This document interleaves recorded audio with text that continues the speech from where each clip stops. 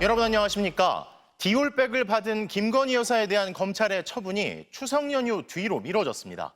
디올백을 건넨 최재형 목사 건에 대해서도 수사심의가 열리게 되면서 추석 전에 끝을 보려던 검찰의 속도가 느려진 건데요.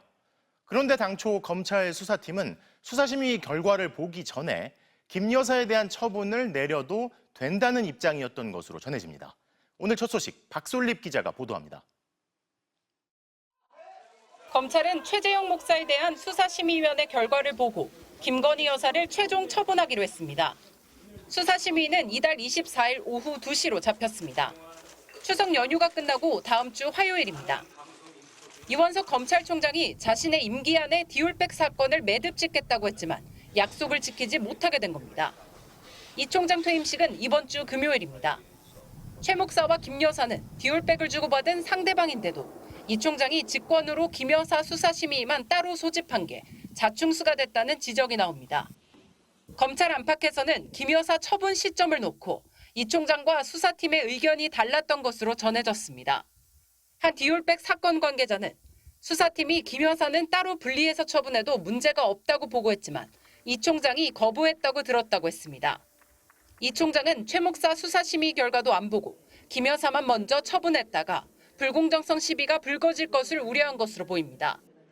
반면 수사팀은 앞선 김 여사 수사심의가 만장일치로 불기소 의견을 낸 점을 들어 신속 처리를 주장한 것으로 알려졌습니다. 이에 대해 대검 관계자는 협의 과정이었다며 이 총장과 수사팀의 갈등으로 비춰지는 걸 경계했습니다. 심의위원 15명도 새로 선정됐습니다. 법조계, 학계, 언론계, 시민단체 인사들입니다.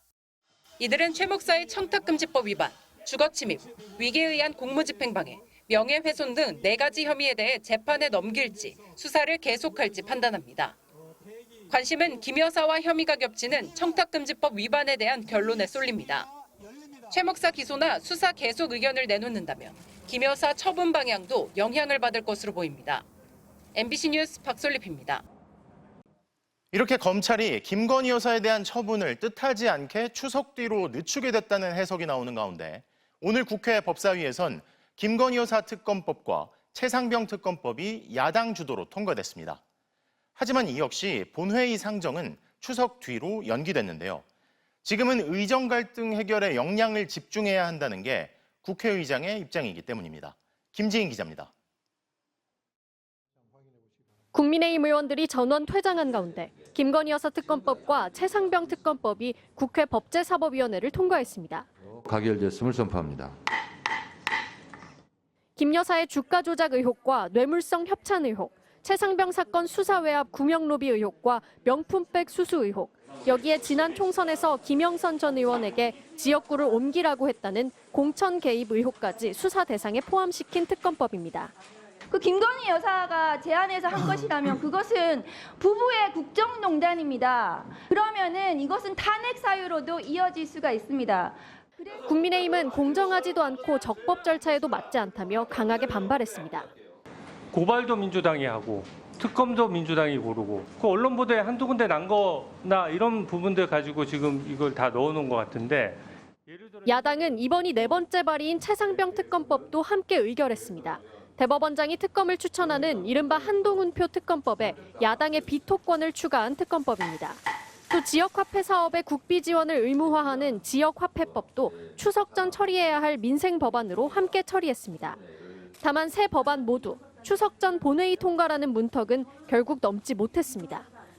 상정권을 쥐고 있는 우원식 국회의장이 지금은 의정 갈등 해결을 위해 여야 역량을 집중해야 할 때라며 제동을 건 겁니다. 야당이 법안 처리 시기를 조금 유연하게 하는 것이 국민의 기대에 부응하는 길이라 생각합니다. 추석 연휴 이후인 19일에 처리할 수 있도록 양당이 협의해 주시기 바랍니다. 매우 당황스럽고 경악스럽기까지 합니다. 오늘 한 건도 올리지 않겠다 하는 것을 우리 국민들이 어떻게 납득하겠습니까? 야당 법사위원들은 김건희 특검법 공소시효가 10월 10일이면 끝난다면서 법안 처리가 무산되면 그 책임은 의장 몫이 될 거라며 상정을 거듭 요청했습니다. 여당 추경호 원내대표는 다행이라면서도 19일 처리 역시 합의된 바 없는 결정이라며 유감을 표했습니다.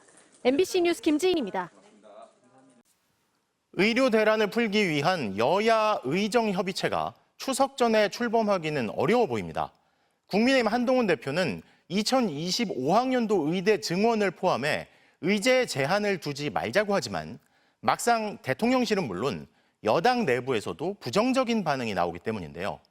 야당은 말을 꺼내놓고도 번번이 힘을 못 쓰는 한 대표를 향해 사실상 면피성 제안 아니냐며 말만 하지 말고 대통령부터 설득하라며 압박하고 있습니다. 고재민 기자가 보도합니다. 경남 양산의 한 대학병원 응급실을 찾은 한동훈 국민의힘 대표. 한 대표는 재차 협의체에서 의제 제한 없이 논의하자고 말했습니다. 내년도 의대 정원 문제와 책임자 문책까지도 협상 테이블에 올려놓을 테니 의료계가 참여하라는 겁니다. 전제 조건이나 의제 제한 없이 오로지 국민의 건강을 위해서 이 문제를 어떻게든 해결해보자는 그 마음만으로 서로 신뢰를 회복하는 계기가 됐으면 좋겠습니다. 한 대표는 일부 의료단체가 긍정적인 반응을 보였다고 강조했지만 대한의사협회와 대한전공의협의회 등 핵심 단체들은 참여 의사를 밝히지 않은 것으로 전해졌습니다. 한동훈 대표는 지난주 초 서울의 한 대학병원 응급실을 찾은 데 이어 다시 한번 의료 현장을 방문하면서 추석 전 의료계 설득에 총력을 기울이는 모습입니다. 하지만 마찬가지로 오늘 서울의 한 응급실을 찾은 추경호 원내대표의 생각은 달랐습니다. 25년 정원은 현실적으로 지금 재조정하기는 굉장히 어려운 부분이다. 수험생들과 학부모들의 대혼란이 있을 수 있다.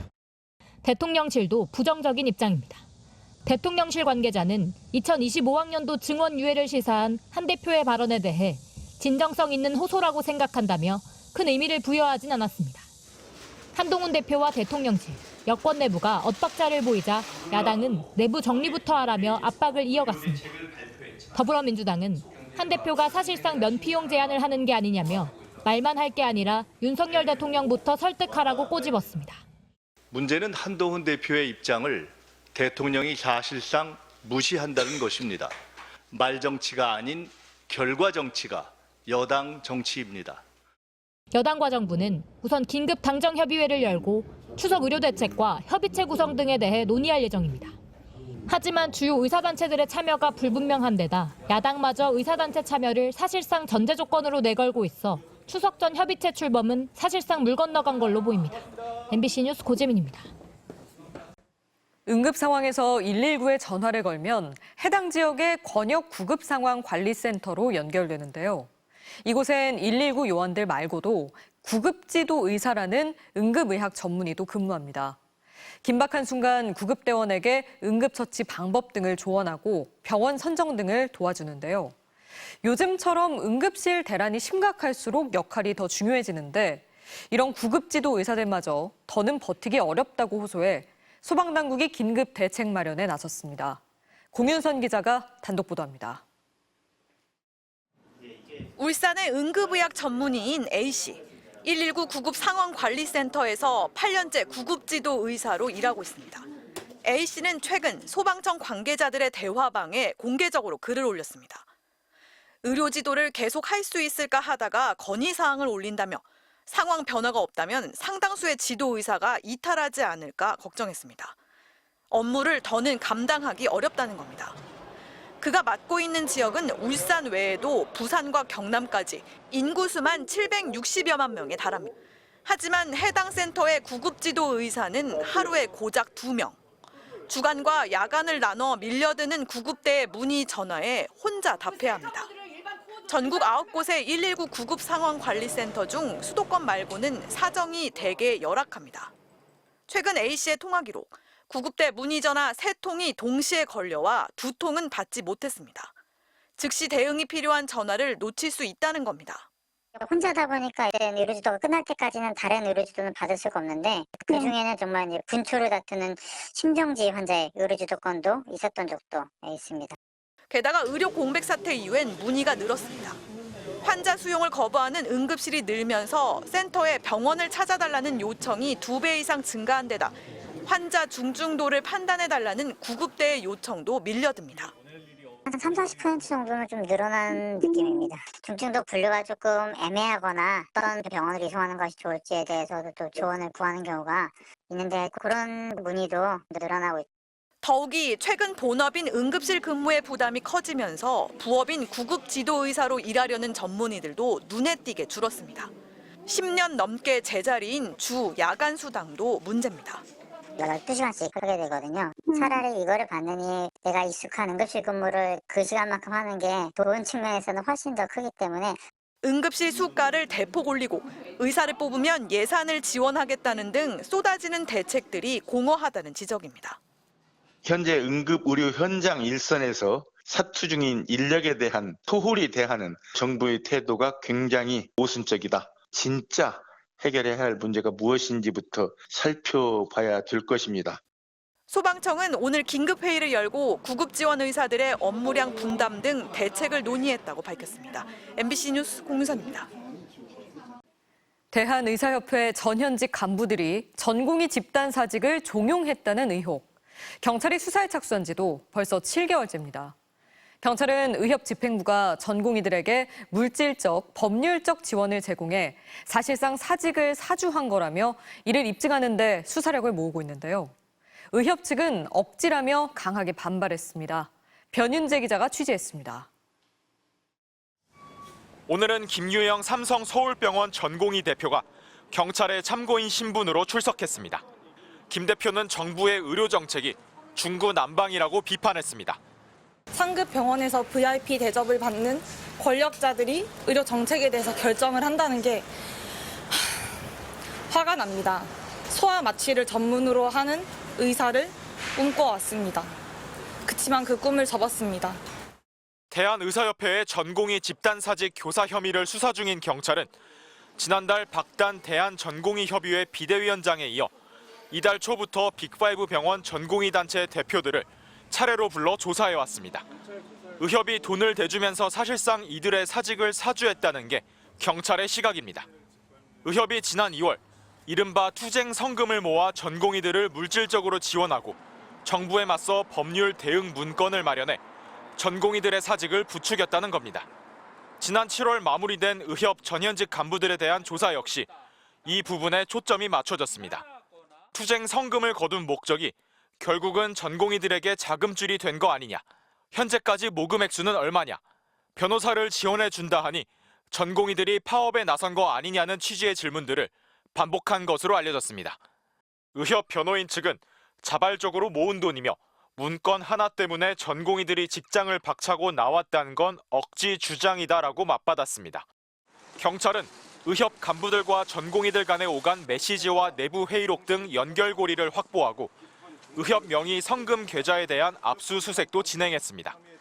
전공의들이 의협과 집단사직을 공모하였다고 이제 판단을 하면 전공의들 동안 공동정범이 되는 거거든요. 그렇게 되면 언제든지 참고인 신분에서 피의자 신분으로 전환하여 수사가 확대될 가능성이 매우 높죠. 경찰은 이번 주 주요 병원 전공의 대표에 대한 참고인 조사를 모두 마치고 나면 검찰 송치를 포함해 다음 절차를 고민하겠다는 입장입니다. MBC 뉴스 변윤재입니다.